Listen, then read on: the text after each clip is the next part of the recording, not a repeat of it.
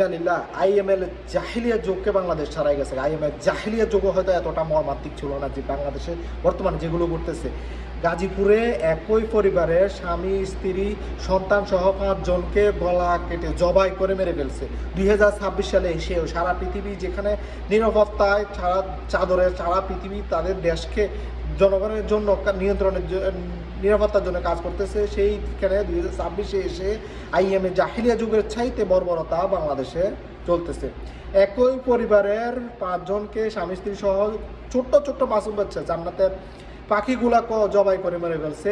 এমন দেশ, এমন নিকৃষ্ট মানুষ বাংলাদেশে বসবাস করে যা পশুর চাইতে খারাপ। আইএমএ জাহিলিয়ার যুগ হয়তো এতটা বর্বরতা ছিল না যে বাংলাদেশের মানুষের বিবেকের কুত্তা মুত্তা দিছে। বিবেকের যে বাংলাদেশের মানুষের বিবেক, বাংলাদেশের মানুষের আইন ব্যবস্থা, বিচার ব্যবস্থা মানুষদেরকে পশুর চাইতে বেশি খারাপ করে দিছে। মানুষদেরকে মানে এত খারাপ পর্যায়ে বাংলাদেশের মানুষ চলে গেছে। বিচার ব্যবস্থা, আইন ব্যবস্থা, বাংলাদেশের প্রশাসন ঠিক না থাকার কারণে পুরা দেশটা পুরা তছনছ হয়ে গেছে। এই দেশে মানুষের কোনো প্রকার দাম নাই। একটা পিঁপড়ার দাম থাকলেও, মশার দাম থাকলেও এই দেশের মানুষের জীবনের কোনো মূল্য নাই। ছোট্ট ছোট মাসুম বাচ্চাগুলোর কি দোষ ছিল? একটা পরিবার শেষ করে দিল একটা রাতে পারে থো মারি এই দেশে।